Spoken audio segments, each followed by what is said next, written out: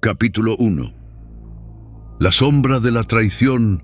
En la penumbra silenciosa de una celda fría, un hombre aguardaba. Año tras año, cada minuto parecía arrastrarse como una eternidad. Pero había algo que lo mantenía vivo, más poderoso que la esperanza o el miedo, la promesa de venganza. Esta no es solo la crónica de un crimen, sino la historia real de un marido traicionado que soportó 10 largos años en prisión para ajustar cuentas con la mujer que lo había destruido. La historia comienza en una pequeña ciudad donde, a primera vista, la vida parecía tranquila. El escenario recuerda a esos pueblos donde todos se conocen, donde la rutina es monótona y los secretos parecen imposibles de ocultar. Sin embargo, bajo esa fachada de normalidad, se escondía un drama que marcaría para siempre la memoria de la comunidad. El protagonista de este caso, al que llamaremos Martín, no era un criminal común. Trabajador, reservado, dedicado a su familia. Para los vecinos, era el retrato de un hombre sencillo, sin lujos ni excentricidades. Pero en su mirada había algo que solo unos pocos lograron percibir. Una chispa ardiente que ni los barrotes ni el paso del tiempo podrían apagar. Martín estaba casado con Elena, una mujer carismática de sonrisa fácil y presencia magnética. A ojos de todos, era un matrimonio estable, incluso ejemplar. Él trabajaba largas jornadas, ella se encargaba de mantener las apariencias en casa. Pero detrás de esas paredes, los rumores comenzaban a crecer. Vecinos murmuraban sobre salidas nocturnas, encuentros a escondidas, llamadas misteriosas. Fue entonces cuando la calma se rompió. Lo que parecía un simple caso de desconfianza marital se convirtió en una verdad insoportable. Elena tenía un amante. Para Martín, aquella traición no era solo un golpe emocional, era la aniquilación de su dignidad, la pérdida del sentido de todo lo que había construido. Y es aquí donde su historia se vuelve inquietante. La mayoría de los hombres, enfrentados a una infidelidad, reaccionan con rabia inmediata, con dolor pasajero o con resignación. Pero Martín no era como la mayoría. En lugar de dejarse consumir en un instante, tomó la decisión más oscura: esperar. 10 años en prisión, donde otros se hubieran rendido, él planificaba. Cada día, cada hora, cada minuto eran un ladrillo en la construcción de un plan. La venganza no era un impulso, sino un destino cuidadosamente diseñado. Los investigadores que analizaron este caso años después lo describen con asombro. No era impulsivo, dijo uno de ellos. Era paciente. Esperó, como si el tiempo estuviera de su lado. Esa paciencia enfermiza lo convirtió en algo distinto. No se trataba de un hombre quebrado por la traición, sino de alguien dispuesto a moldear toda su existencia alrededor de un único acto final. Y aquí surge la gran pregunta que guía este documental. ¿Qué ocurre en la mente de una persona que convierte su vida entera en una espera obsesiva por venganza? Lo cierto es que Martín nunca dejó de ser prisionero, incluso cuando las puertas de la cárcel se cerraban cada noche. Ya lo era desde antes, prisionero de la rabia, de la humillación y de una idea que se volvió su única razón de existir. Antes de continuar con esta historia y revelar cómo se fue gestando el desenlace, quiero hablarte a ti que estás viendo este video. Si vives en México o en Estados Unidos, sabes bien que historias como esta resuenan profundamente en nuestra cultura. El peso de la traición, el eco de la justicia por mano propia. Por eso, te invito a suscribirte ahora mismo al canal. Aquí seguimos explorando los casos más impactantes y perturbadores, con la profundidad que merecen. No te pierdas lo que viene, porque apenas hemos abierto la primera página de este oscuro expediente. El peso del silencio. Cuando Martín fue arrestado en 2002, pocos imaginaron que aquel encierro no lo quebraría, sino que lo moldearía. Su condena, inicialmente por un delito menor vinculado a una riña violenta, lo dejó confinado en una prisión estatal de California. Para muchos, ese sería el final de un hombre común. Para él, era apenas el inicio de una espera calculada. En prisión, la rutina se convirtió en su combustible. Mientras otros internos buscaban distracciones en pandillas, contrabando o apuestas, Martín cultivaba algo más inquietante: paciencia. Pasaba horas en la biblioteca, donde consultaba libros de derecho, psicología y criminología. No eran lecturas casuales. Cada página parecía alimentar la idea fija de cómo transformar su obsesión en un plan sólido. Los guardias lo describían como un interno tranquilo, casi invisible. Nunca provocaba problemas, rara vez alzaba la voz. Pero esa calma, para quienes lo conocían mejor, tenía un trasfondo perturbador.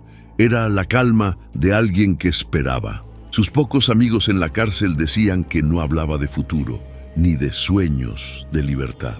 Su único tema recurrente, aunque velado, era Elena.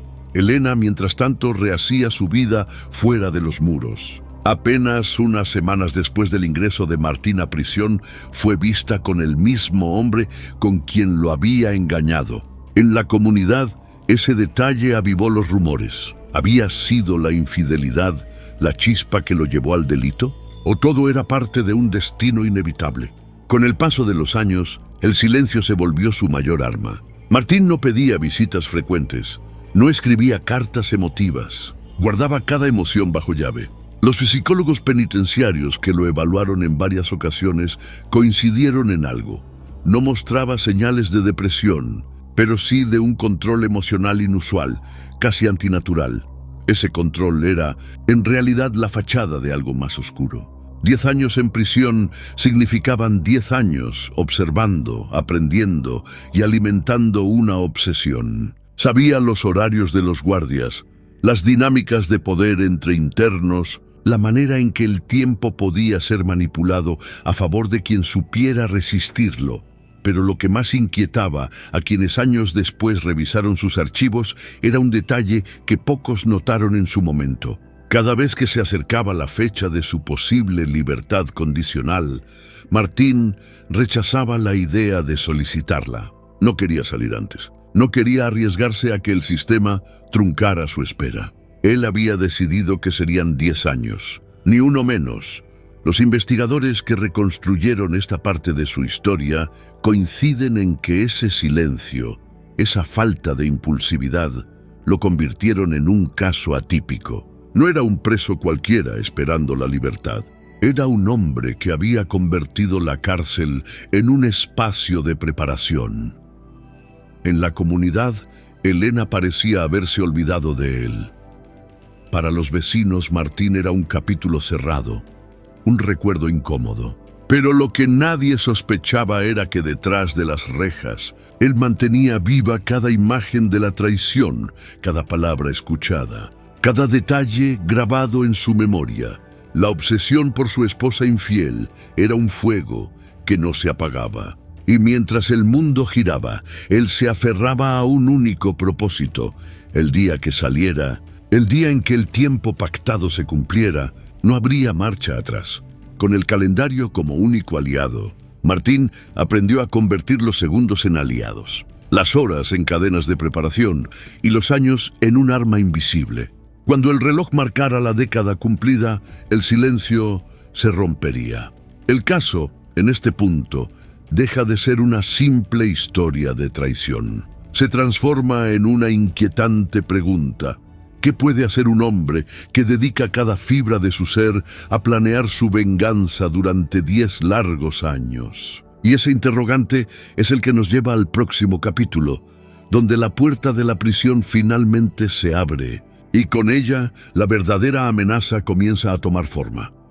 El regreso del silencioso en agosto de 2012, cuando las puertas de la prisión estatal se abrieron, Martín salió caminando con pasos lentos, casi ceremoniales. 10 años habían pasado desde que cruzó aquel umbral como un hombre común y salió convertido en alguien muy distinto. No llevaba pertenencias importantes, apenas un pequeño bolso con ropa gastada y algunos documentos. pero lo que traía en su interior era mucho más pesado que cualquier equipaje.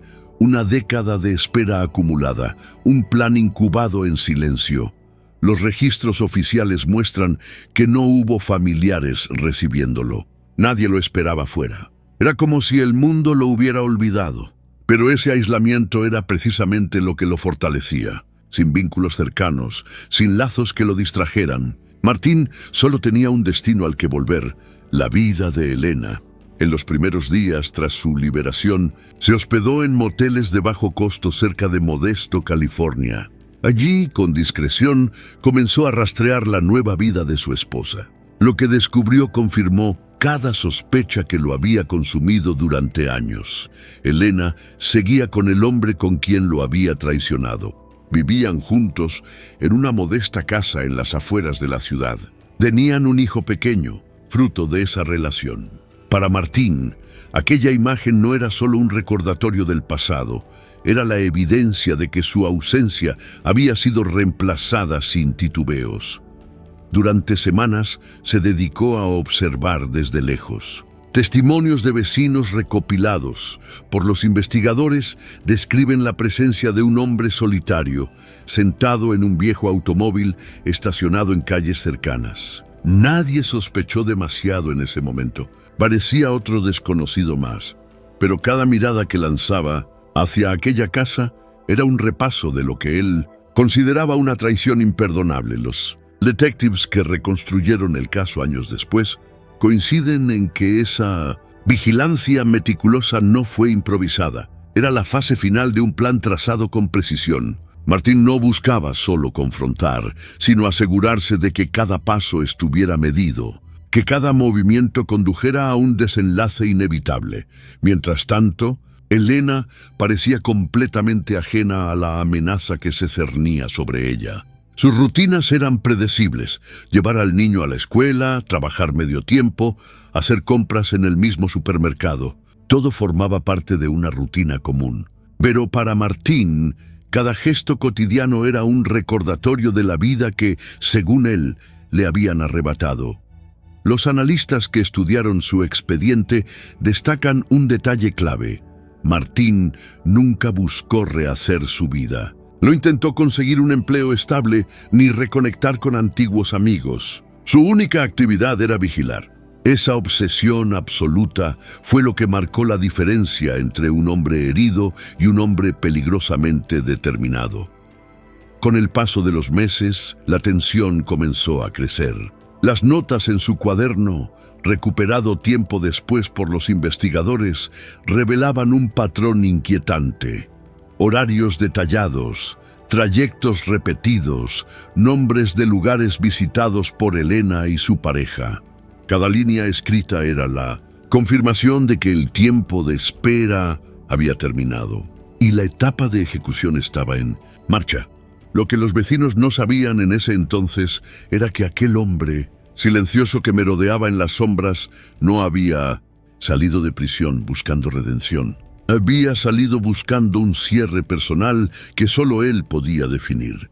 El regreso de Martín a las calles no fue notado por la mayoría, pero para quienes revisaron el caso años después, estaba claro. Ese regreso no era el de un hombre libre, sino el de alguien que aún vivía atado a una celda invisible, la celda de la obsesión, y mientras la comunidad seguía con su vida cotidiana, nadie podía imaginar que esa calma aparente estaba a punto de quebrarse. Porque cada día que pasaba, Martín se acercaba un poco más al momento que había esperado durante 10 años. El capítulo siguiente revelará cómo esa obsesión se transformó en acción y cómo los primeros indicios de lo inevitable comenzaron a emerger en las sombras de Modesto. La sombra que se acerca en la primavera de 2013, los días en Modesto parecían transcurrir con la calma habitual. Las familias se reunían en los parques, los agricultores seguían con sus jornadas en los campos y los niños corrían por las calles al caer la tarde. Pero bajo esa aparente normalidad, Martín seguía acechando en silencio, invisible para casi todos, excepto para aquellos que lo verían demasiado tarde. Durante meses, Sus pasos fueron tan calculados como su respiración. Los investigadores que reconstruyeron la cronología de aquellos días descubrieron un patrón obsesivo. Cada movimiento de Elena y de su pareja estaba registrado en libretas escondidas dentro de su coche. Eran anotaciones meticulosas, escritas con una caligrafía rígida, casi mecánica. Desde los horarios en que Elena salía de casa hasta las compras en la misma tienda de abarrotes, los miércoles por la tarde, los expertos en criminología que analizaron estas libretas coinciden en algo perturbador. Martín no se limitaba a vigilar, él planeaba. No había improvisación. Su obsesión lo llevó a estudiar los caminos menos transitados de la ciudad, las calles sin cámaras de seguridad, los horarios con menos tráfico. Era como si estuviera ensayando una obra en la que él era el único actor consciente del guión. El círculo de vigilancia se fue cerrando. Al principio observaba a distancia. Luego comenzó a acercarse, a caminar frente a la casa, a estacionarse un poco más cerca, a pasar lentamente frente al lugar donde Elena trabajaba. No buscaba interacción, no buscaba conversación, buscaba que su presencia, aunque imperceptible, se convirtiera en parte del aire que la rodeaba. Los testimonios posteriores de algunos vecinos son escalofriantes. Una mujer declaró que vio un hombre solitario de pie frente a la casa de Elena, quieto, inmóvil, durante varios minutos, como una estatua en la penumbra. Otro vecino mencionó haber notado un auto que aparecía y desaparecía en la misma calle varias noches seguidas, pero lo atribuyó a un desconocido que se había perdido. Nadie pensó que estaban presenciando la preparación de un crimen anunciado. Conforme los meses avanzaban, la tensión se volvió insoportable dentro del propio diario de Martín. Sus notas cambiaron de simples observaciones a frases cargadas de resentimiento. Ella eligió su destino. La deuda no está saldada. Esas frases no eran solo desahogos, eran advertencias. Los investigadores creen que fue en este punto cuando Martín tomó la decisión final. Lo que hasta entonces había sido vigilancia se transformó en un plan con fecha, lugar y método. Los registros muestran que en varias ocasiones compró materiales en ferreterías locales, guantes, cinta adhesiva, bidones de gasolina. Nada de eso parecía extraño en una ciudad agrícola, pero juntos formaban un rompecabezas inquietante una noche de junio. Martín condujo lentamente por la carretera que conectaba a Modesto con los campos a las afueras. Se detuvo en un tramo solitario y permaneció allí, dentro del coche, durante horas. Sus notas posteriores, halladas años después, señalan ese punto como el lugar del silencio. Para los investigadores era claro, estaba eligiendo el escenario donde todo ocurriría. Lo más perturbador es que, mientras todo esto se gestaba, Elena vivía sin sospechas. Para ella, el pasado estaba enterrado. Martín era un capítulo cerrado. Pero lo que ella no sabía era que aquel capítulo seguía escribiéndose, y las páginas más oscuras estaban a punto de comenzar. En retrospectiva, los criminólogos señalan que hubo señales visibles, la repetida presencia de un auto desconocido, la sensación de ser observada que Elena llegó a comentar en una ocasión a una amiga cercana, aunque sin darle importancia. Nadie imaginó que esas señales eran los últimos avisos antes de que la sombra dejara de ser solo una amenaza. Lo que vendría después no sería un accidente ni un arrebato de ira. Sería el resultado de años de espera, de planes escritos en silencio, de una obsesión que había sustituido cualquier rastro de humanidad.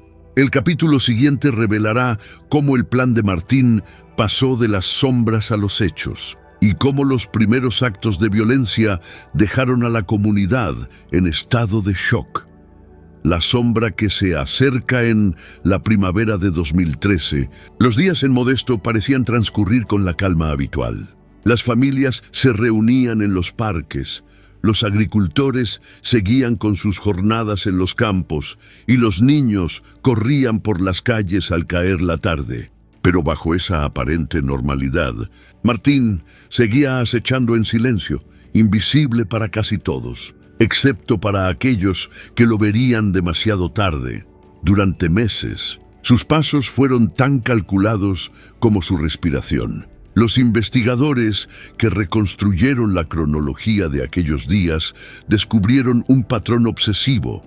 Cada movimiento de Elena y de su pareja estaba registrado en libretas escondidas dentro de su coche.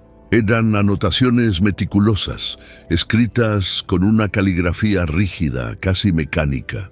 Desde los horarios en que Elena salía de casa hasta las compras en la misma tienda de abarrotes, los miércoles por la tarde, los expertos en criminología que analizaron estas libretas coinciden en algo perturbador.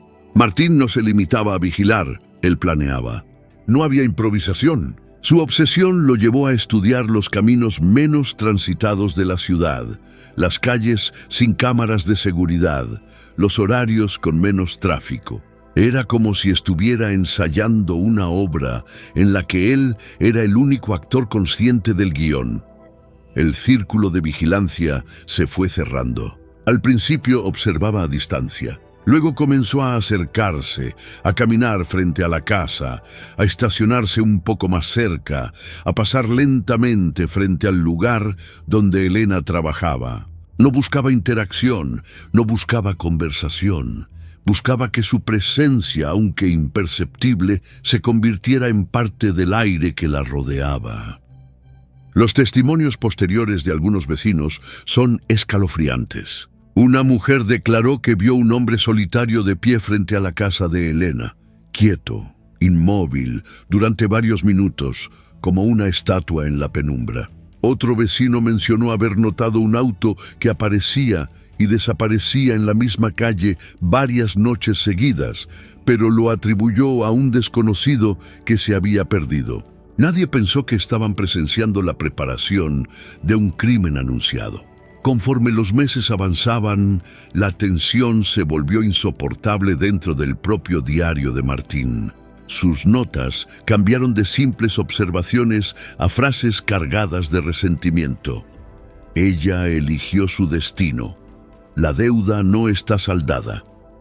Esas frases no eran solo desahogos, eran advertencias. Los investigadores creen que fue en este punto cuando Martín tomó la decisión final.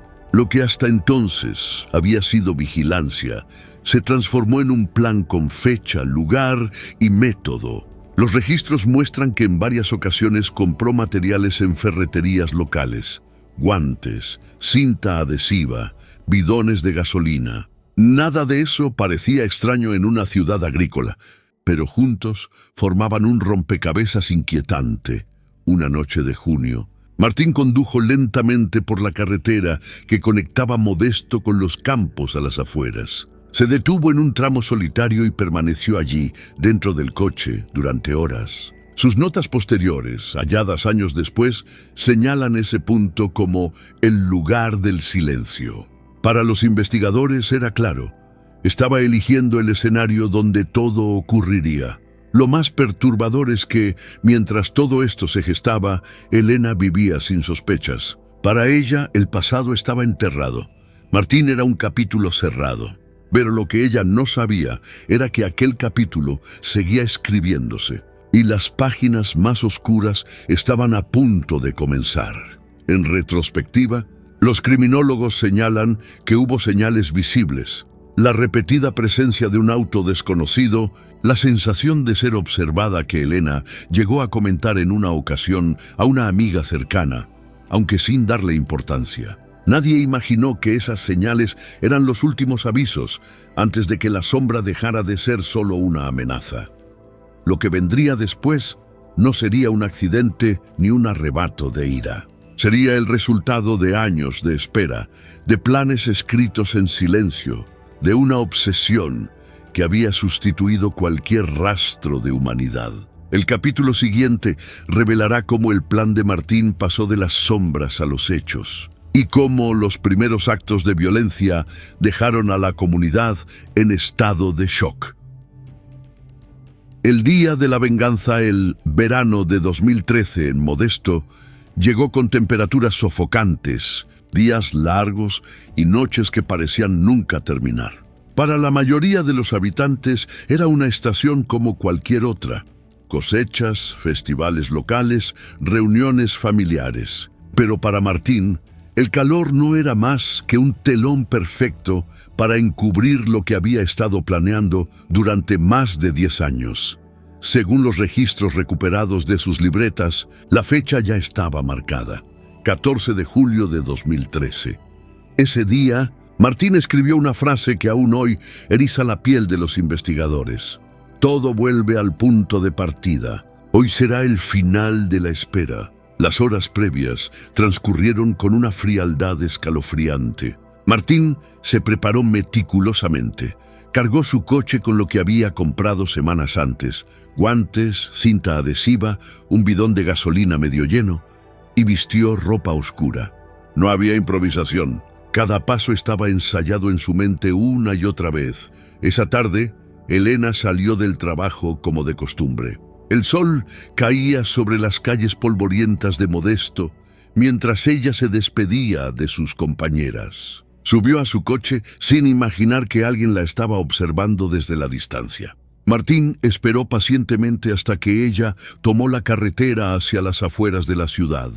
Los investigadores reconstruyeron los hechos gracias a cámaras de tránsito y a testimonios fragmentados. Elena condujo hacia un tramo rural poco transitado, el mismo que Martín había denominado el lugar del silencio. Allí, en medio de los campos secos, la carretera se volvía estrecha y sin iluminación. Fue en ese punto donde el plan comenzó. Martín interceptó el coche de Elena con un movimiento brusco, obligándola a detenerse en la cuneta. Lo que ocurrió en los siguientes minutos sigue siendo materia de especulación. Algunos creen que hubo un enfrentamiento verbal, otros que Martín actuó de inmediato con violencia. Lo que sí se sabe es que Elena nunca regresó a casa esa noche. El coche de Elena fue encontrado al día siguiente por un agricultor local. Estaba abandonado, sin señales evidentes de robo. Las llaves seguían en el encendido y en el asiento del copiloto había una bolsa con víveres frescos. Era una escena inquietantemente limpia, demasiado perfecta para ser casualidad. La desaparición fue reportada de inmediato por su pareja, quien aseguró que no había recibido ninguna llamada ni mensaje. En cuestión de horas, la policía de Modesto abrió una investigación formal. Pero lo que parecía un caso aislado pronto revelaría una verdad mucho más oscura. Los forenses hallaron rastros de tierra en los neumáticos del coche, tierra que no coincidía con el lugar donde fue encontrado. Ese detalle llevó a los investigadores a concluir que el vehículo había sido movido intencionalmente para despistar. Exactamente la misma técnica que se había visto en desapariciones pasadas vinculadas al misterioso depredador de la autopista 99.